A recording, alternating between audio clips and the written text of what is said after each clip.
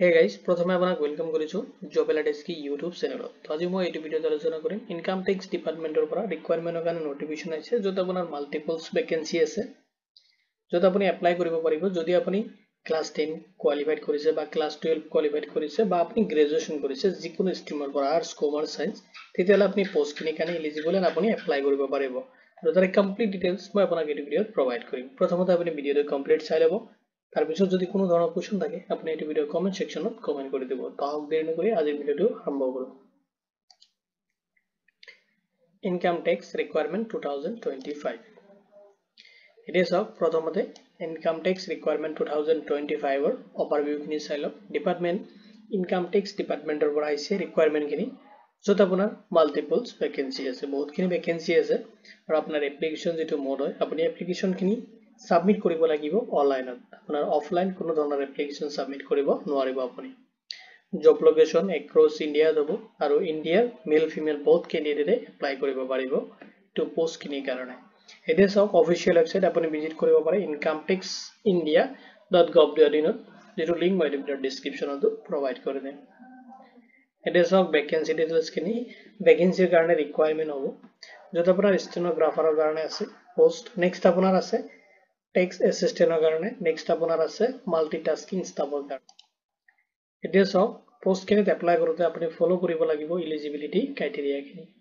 তো এতিয়া চাওক এলিজিবিলিটি ক্ৰাইটেৰিয়া প্ৰথম যেটো হয় ষ্টেনোগ্ৰাফাৰ যেটো গ্ৰেড 2 লেভেলৰ কাৰণে হ'ব আপোনাৰ পোষ্টিং যত আপোনাৰ বিচাৰিছে এডুকেশনাল কোৱালিফিকেশন যদি আপনি ক্লাস 12 কমপ্লিট মানে পাস কৰিছে যিকোনো ৰিকগনাইজ বৰ্ডৰ পৰা লগতে আপোনাৰ এজ লিমিট থাকিব লাগিব মিনিমাম আপোনাৰ 18 ইয়াৰ যদি হৈছে আৰু ম্যাক্সিমাম আপুনি এপ্লাই কৰিব পাৰিব 27 ইয়াৰ্স লৈকে আৰু এজটো আপুনি ক্যালকুলেশন কৰিব লাগিব জানুৱাৰী 1 2025 ৰ ডেট হিচাপত।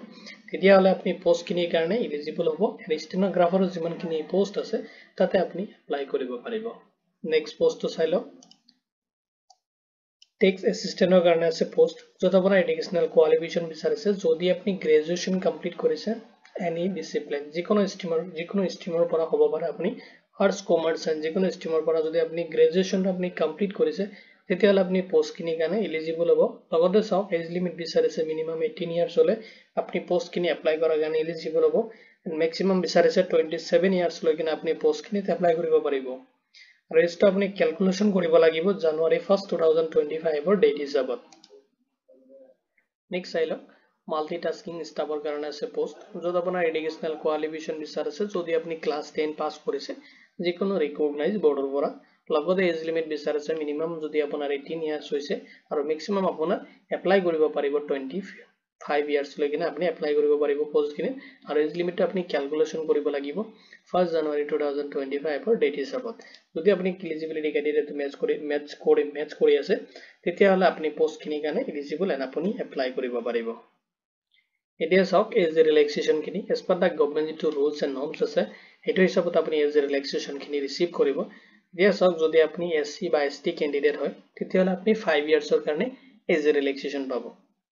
যদি আপুনি ওবিসি ক্যান্ডিডেট হয় তেতিয়াহলে আপুনি 3 ইয়াৰ্সৰ কাৰণে এজ ৰিলেক্সেশন পাব। যদি আপুনি পিডব্লিউপিডি ক্যান্ডিডেট হয় তেতিয়াহলে আপুনি 10 ইয়াৰ্সৰ কাৰণে এজ ৰিলেক্সেশন পাব। এতিয়া চাওক সিলেকশন প্ৰসেস তো আপোনাৰ কোনো ধৰণৰ এক্সামিনেশন নহব ডাইৰেক্ট আপোনাৰ সিলেকশন হ'ব। তো এই কাৰণে আপুনি কোনো ধৰণৰ এক্সাম এটেম্প কৰিব নালাগে সিলেকশন প্ৰসেসত।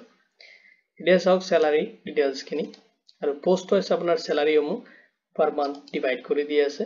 ষ্টেনোগ্ৰাফাৰৰ যদি আপুনি এপ্লাই কৰে তেতিয়াহলে আপুনি পাৰ মান্থ স্যালাৰি পাব 25,500 ৰ পৰা লৈ কিনে 81,100 লৈ কিনে।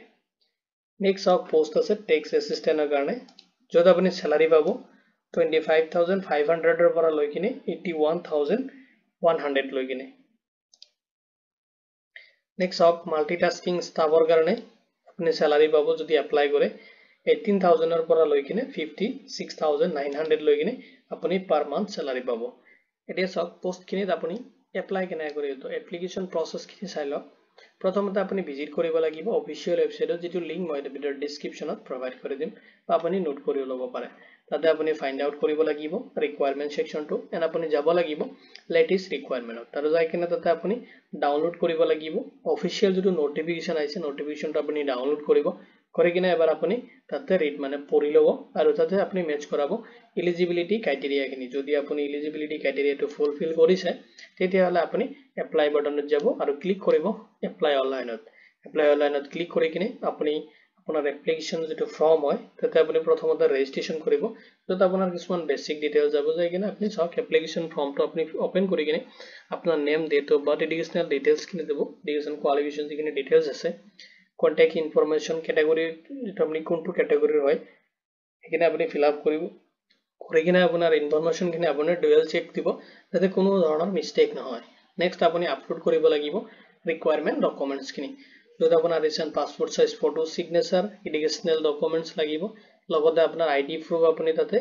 লগতে আপোনাৰ কাষ্ট সাৰ্টিফিকেট আপুনি তাতে আপলোড কৰিব লাগিব এতিয়া সব নেক্সট আপোনাৰ এপ্লিকেশন ফি আপুনি কোনো ধৰণৰ এপ্লিকেশন ফি পেমেন্ট কৰিব নালাগে টোটালি ফ্ৰী অফ কষ্ট আপুনি অনলাইন এপ্লিকেশনটো সাবমিট কৰিব পাৰিব নেক্সট আপুনি সব ফাইনাল সাবমিট দিব দেখেন আপোনাৰ যেটো এপ্লিকেশন একনলেজমেন্ট ৰিসিভ হয় এটা আপুনি এজ এ ফিউচাৰ ৰেফাৰেন্সৰ কাৰণে আপুনি আপোনাৰ তাতে যে প্ৰিন্ট আউটটো ৰাখি থব এতিয়া সব ইম্পৰ্টেন্ট ডেটস খিনি তো অফিশিয়াল নোটিফিকেশনটো ৰিলিজ হৈছে আপোনাৰ মাৰ্চ 15 2025 ত আৰু যেটা আপোনাৰ এপ্লাই স্টাৰ্ট ডেট হয় মাৰ্চ 15 2025 ৰ পৰা অলৰেডি অনলাইন এপ্লিকেশনটো স্টাৰ্ট হৈছে আৰু আপোনাৰ যেটো লাষ্ট ডেট হয় আপুনি আপোনাৰ এপ্লিকেশনটো লাষ্ট সাবমিট কৰিব পাৰিব এপ্ৰিল 5 2025 লৈকে এতিয়া চাওক যদি আপুনি এলিজিবল এন্ড ইন্টাৰেষ্টেড ক্যান্ডিডেটস হয় এটো ভিডিওৰ ডেসক্ৰিপচনত মই ইম্পৰ্টেন্ট লিংকখিনি প্ৰভাইড কৰি দিম লগতে মই অফিশিয়াল ৱেবসাইটৰ লিংক লগতে আপোনাৰ অফিশিয়াল যেটো নোটিফিকেশনৰ লিংক আছে হেটো মই এটা প্ৰভাইড কৰি দিম